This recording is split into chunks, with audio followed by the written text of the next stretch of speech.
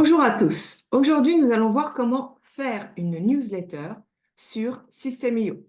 Et ensuite, une fois qu'on a fait une première newsletter, comment on va pouvoir la dupliquer. Parce que si vous faites un travail de mise en forme pour une newsletter avec ce qu'on appelle un template, autant après repartir de ce template pour ne pas avoir à refaire le même travail.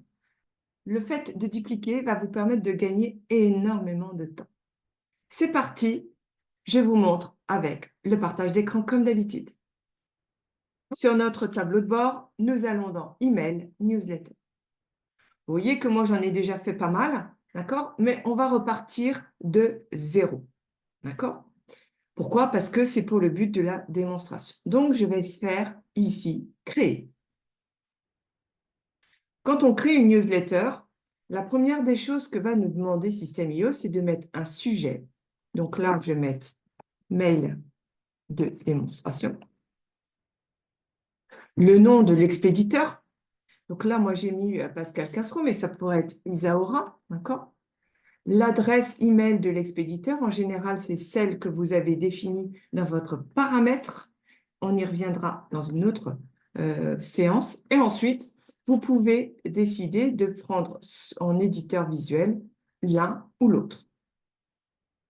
Honnêtement, celui qui est moins difficile à travailler, c'est le deuxième. Donc, on va prendre ce template. Évitez l'éditeur classique. L'éditeur classique, c'est juste un éditeur de texte et vous ne pourrez pas faire de mise en forme correcte. Donc, utilisez le deuxième et vous sauvegardez. Pour le moment, tout va bien. Votre mail est donc inscrit. On n'a pas sélectionné à qui on allait l'envoyer. Évidemment, il n'y a pas de mail envoyé et on va pouvoir l'éditer avec soit les trois petits points, éditer, soit en le sélectionnant. Sélectionnons notre mail. Et là, on arrive dans l'interface d'email de System.io. Il faut savoir que dans System.io, vous avez deux grandes sections. La première, elle inclut sujet et aperçu. D'accord? Ces deux informations vont devoir être modifiées et être enregistrées avant de partir ensuite sur l'intérieur du mail. D'accord? Donc là, vous voyez que comme je l'ai créé avec un mail de démonstration, ça c'est le sujet. Et on peut créer un aperçu, comme ils expliquent, les destinataires verront ce texte à côté de l'objet. D'accord? On le limite à quelque chose de très faible. Sinon, si vous ne définissez pas d'aperçu, ça sera le début de votre email qui sera visionné. Donc, comme vous avez cette possibilité, profitez-en. Il faut savoir que vous devez travailler le sujet et l'aperçu pour inciter les gens à aller cliquer sur votre mail pour le lire.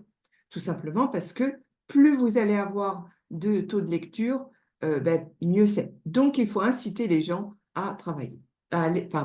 Donc, il faut inciter les gens à ouvrir le mail. Donc là, évidemment, mon titre là, il est très mauvais. À vous d'en faire quelque chose d'important. Si vous voulez rajouter des emojis, c'est exactement comme avant. J'avais déjà parlé de l'application Emojipédia. Voilà. Emojipédia. Et là, vous voyez, par exemple, je veux mettre des petites étoiles. Je prends ma petite étoile, je copie, je retourne sur ma newsletter et je colle. D'accord? Aperçu. Voici l'aperçu du mail. Et avant d'aller à l'intérieur du mail, eh bien, je vous conseille de sauvegarder. Si jamais vous allez directement à l'intérieur du mail, de toute façon, System.io vous demandera de sauvegarder. OK. Donc là, on a déjà le début. Et puis, pour aller au corps de l'email, il faut aller dans la zone correspondante et il faut cliquer dedans. En cliquant dedans, on ouvre l'éditeur de l'email. D'accord? Et là, on va se retrouver comme un petit peu l'éditeur des pages de System.io, mais en plus simple. Pourquoi? Parce que les mails n'ont pas tous la même capacité d'affichage qu'une page. Donc, System.io le limite avec des fonctionnalités qui sont supportées par les éditeurs de mail, notamment la police de caractère qui va être limitée et également, vous allez avoir quelques paramètres. Puisque nous parlons de paramètres, eh bien, on y va tout de suite. Les paramètres, vous voyez que vous allez pouvoir définir la taille de la police, la couleur de l'arrière-plan. Si par exemple, on décide que ce soit un violet, voilà, on va avoir cette couleur-là. Donc là, je vais remettre en blanc. Et surtout, la couleur du lien. Vous voyez, ici, vous avez un lien. Vous pouvez le mettre avec la couleur de votre colorimétrie. Je vais le mettre là. Et voilà, on a les liens qui sont en violet. Pareil, pour les paramètres, on peut décider que la largeur de la zone de contenu est plus ou moins importante. Je vous conseille de laisser les paramètres par défaut. Ce n'est pas la peine d'aller plus loin. Et là, on va déjà sauvegarder les modifications. J'ai toujours l'habitude de sauvegarder les modifications assez fréquemment, tout simplement parce qu'il suffit qu'il y ait une coupure d'Internet. Normalement, System.io garde la dernière version qui a été mise dans leur cache, si je puis dire, mais on ne sait jamais. Moi, je fais toujours hyper attention. Très bien. Maintenant, nous allons aller à l'intérieur et nous voyons que nous avons notre mail qui est composé. Vous voyez, ici, vous avez le pourtour vert donc d'une section, pourtour orange, des rangées, colonnes. D'accord? Donc là, on a une première section avec une colonne, on a une deuxième section avec une image, on a une troisième section avec du texte. Donc là, par exemple, souvent, ce que je vous conseille, c'est de mettre un joli titre avec, cette fois-ci, par contre, un texte qui reprend le prénom pour bien personnaliser votre mail. Comment ça va se passer? Eh bien, vous allez dedans, vous allez mettre votre titre. Voici le titre. Et ici, vous voyez que vous avez l'option choisir, c'est un remplaçant. Vous allez dedans et vous allez mettre prénom. Vous pouvez ensuite le travailler en le mettant en bold, en italique, en modifiant la taille de caractère. Par exemple, vous pouvez décider que ce sera 22.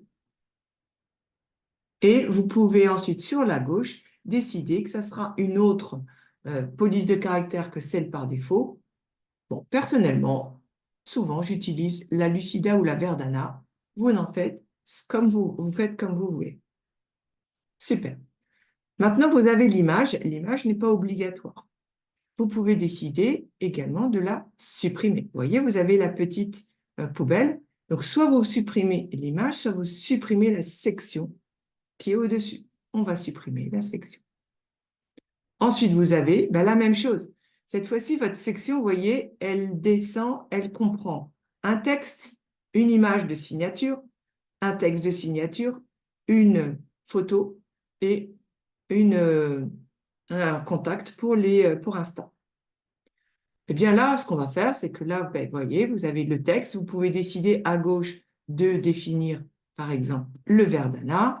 Le texte est en 18. Vous mettez votre texte. Vous pouvez changer la signature.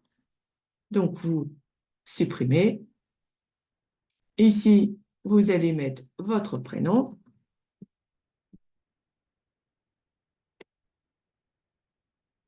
D'accord?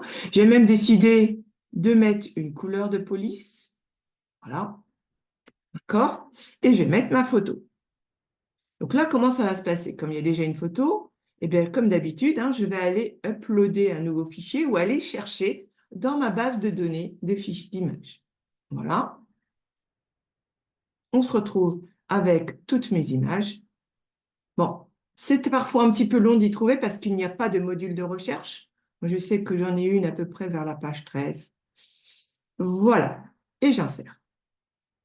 Vous voyez que là, l'image, elle est grande. Vous remettez dessus.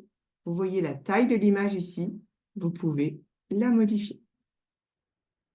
Essayez d'éviter d'avoir des trop grosses images pour ne pas alourdir votre mail. Et puis, ici, vous pouvez mettre « Connectez-vous », mettre des liens. D'accord? Comment ça se passe pour mettre des liens? D'ailleurs, alors, on va aller prendre le texte. Et là, par exemple, on va aller sélectionnez le texte et vous voyez, vous avez un petit lien. Et là, vous pouvez taper l'URL de votre lien. Pardon. Vous voyez que si je mets ici www.isaora.fr, il y a un petit point rouge qui se met sur la petite disquette. Vous confirmez et le lien est correct. D'accord? Je sauvegarde mes modifications. Super. Maintenant, souvent dans les newsletters, on aime bien mettre des boutons d'action. Eh bien, comment ça va se passer? Eh bien, vous allez aller ici, contenu, on va aller chercher un bouton qu'on va glisser, par exemple, ici. Bon, ce n'est pas l'idéal, c'est au milieu d'un texte. Donc, quand je veux mettre un bouton au milieu d'un texte, je prends mon texte, je le duplique. D'accord? Ensuite, je prends mon bouton, vous voyez que je déplace avec cette petite flèche d'un cran. Hop. Ainsi, j'ai eu mon texte, j'ai mon bouton et j'ai mon deuxième texte. Donc après, ben, je scinde mon texte. Par exemple, je vais m'arrêter ici, plof, je le sélectionne, je supprime. Et ensuite, ici, eh bien, je vais supprimer le début de mon texte. Chez moi, il y a beaucoup de copier-coller pour éviter des problèmes de mise en forme, etc. Soyons efficaces. Ensuite, nous avons le texte du bouton. Donc là, par exemple, on va dire télécharger votre ligne magnète, par exemple. Et là, il va falloir mettre l'URL de votre ligne magnète. Vous pouvez modifier la police de caractère. Donc, on va regarder Verdana. Le style de police, on peut décider que ce soit en gras. La taille, on va mettre en 18. D'accord? Et la couleur, on va mettre le violet. D'accord? Bien. Maintenant, vous allez me dire, bah oui, mais moi, je ne connais pas l'URL de mon ligne magnète. Par exemple, si ici, je mettais, je ne sais pas, mais prendre rendez-vous, vous mettriez comme URL l'URL de votre rendez-vous, de votre lien Calendly ou peu importe votre système d'agenda. Si c'est pour télécharger un formulaire qui est je dirais, comment dire, qui est sur un drive, eh bien, vous mettrez l'URL du drive. Mais ce n'est pas pour rien que je vous mette ici télécharger le ligne magnète. Parce qu'évidemment, là, c'est un tout petit peu plus compliqué. Pourquoi? Parce que ici, vous devez connaître l'URL du lead magnet et on ne vous donne pas la possibilité d'aller chercher dans votre bibliothèque de médias l'URL. Alors, comment on fait? Eh bien, petite astuce. Et ça, c'est une petite astuce qui est pas mal. Je vais prendre par exemple ici le texte et je vais mettre lien de mon lead magnet pour que je me souvienne. Je le sélectionne, comme tout à l'heure, et je mets le lien. Et là, vous voyez, dans le lien, vous avez cette fois-ci une petite flèche qui permet de télécharger. Donc, on y va. Et là, on va aller chercher le lead magnet. Alors, j'avoue que je n'en ai pas beaucoup ici. J'avoue que je ne sais pas du tout. Par exemple, je vais insérer celui-là. Ce n'est pas un lead magnet, mais ce n'est pas grave. Pareil, le problème, c'est que il n'y a pas toujours de ligne magnet. Ce n'est pas grave. Pour aller plus vite, je vais importer.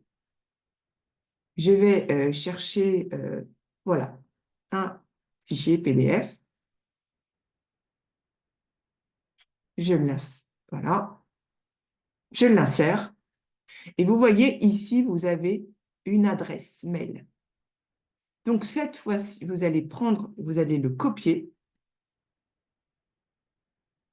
Et ici, vous allez le copier. Devant, vous allez être obligé de mettre https:// Alors, c'est vrai que c'est un tout petit peu plus compliqué et vous sauvegardez les modifications. Une fois que vous avez fait toutes vos modifications, vous allez pouvoir sortir. Et évidemment, la première des choses qu'on va faire, c'est que vous allez enregistrer et tester. Pourquoi? Parce que si vous avez des liens dedans, ben, évidemment, il va falloir quand même tester que votre mail, il est correct. Donc, vous faites enregistrer et tester et il vous met votre adresse mail, on va confirmer. D'accord? Je verrai tout à l'heure, on verra ensemble le look du mail. Ensuite, celui-là, essayez d'éviter au maximum l'enregistrer et envoyer, de l'utiliser. Parce que là, ça veut dire que là, poum, tout va être parti. D'accord? Donc là, vous avez fait la première phase, sujet aperçu. Deuxième phase, vous avez travaillé votre contenu. Troisième phase, il va falloir que vous disiez à System.io à qui vous voulez envoyer la newsletter. D'accord? Donc, comment est-ce qu'on fait? On va avoir ici les paramètres de contact. Donc, on peut décider de ne les envoyer que aux inscrits il y a plus de X jours, donc c'est que pour vos nouveaux, ou bien selon un certain nombre de tags.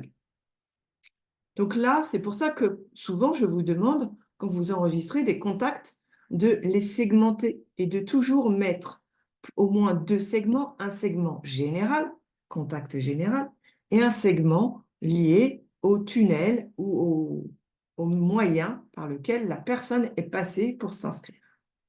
Chez moi, le contact général s'appelle newsletter. Donc, je vais sélectionner et je vais chercher newsletter. Je sors de la sélection et on voit que newsletter est sélectionné. Je pourrais également dire, je veux tous ceux qui sont dans la newsletter, mais qui ne sont pas, par exemple, des clients. Donc, je vais exclure ici mes clients. Je sors. Et on voit qu'on a newsletter et client en rouge. D'accord?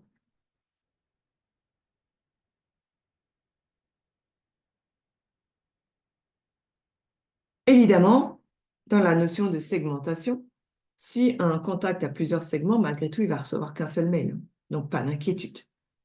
Et ensuite, il ne vous reste plus qu'à enregistrer et programmer. Avant ça, on va quand même aller voir dans la boîte mail si l'email est correct. Donc, dans un premier temps, on va juste sauvegarder et on va se retrouver à regarder ma boîte mail. Voici donc mon mail. Isaura, on a bien le titre, on a l'aperçu, on va dessus, on va regarder, télécharger le lead magnet. Le lead magnet est en train de se télécharger, tout va bien, on peut reprendre notre newsletter. Et là, on va pouvoir faire enregistrer et programmer. Et là, on va programmer la date. Donc, par exemple, on va dire que je veux le 23 à 15 heures. J'applique, j'enregistre, je sors. Et on voit que mon mail de démonstration, il va être pour les newsletters. Malheureusement, il ne dit pas que c'est newsletter, mais pas mes clients. Ça manque. Il est programmé le 23 septembre à 15 heures. Donc, forcément, pour le moment, il n'y en a aucun qui est envoyé. Super. Maintenant, pour la démo, il n'y a pas besoin. Je vais donc le supprimer. Là, je me retrouve donc avec tous mes mails que j'avais préparés. Si je veux en créer un autre, eh bien, étant donné que parfois, dans le mail, là, pour le moment, je ne l'ai pas beaucoup personnalisé, mais je vous invite à faire un beau travail de personnalisation. Si, par exemple, je regarde cet email, encore, il y a un sujet, un aperçu, il y a mon format, j'ai un lien, j'ai la possibilité de participer, donc j'ai un bouton, j'ai ma signature, j'ai mon adresse. OK. Je vais me dire que je sors, je vais dupliquer ce mail pour conserver la mise en forme. Donc, je fais les 3 petits points, dupliquer, je confirme. Dans ces cas-là, on a immédiatement le sujet, l'aperçu et le contenu. Et là, tout ce que je vous ai appris dans la première partie s'applique. Vous allez pouvoir modifier sujet aperçu, sauvegarder. Vous allez pouvoir modifier le contenu et les destinataires. Vous voyez que là, c'était permanence, mais hors conférence, d'accord? Sauvegarder, vous enregistrez et testez. Ensuite, vous enregistrez et programmez. Celui-là, je vais le supprimer. J'espère que c'est clair pour vous. Je vous conseille de mettre en pratique tout de suite pour pas oublier par rapport à tout ce que je vous ai dit. Et j'espère que vraiment ces petits trucs et astuces vous plaisent. Et sinon, continuez pour recevoir toutes les informations. N'hésitez pas à vous abonner à la chaîne YouTube et je vous retrouve très très vite dans une nouvelle vidéo. À très bientôt!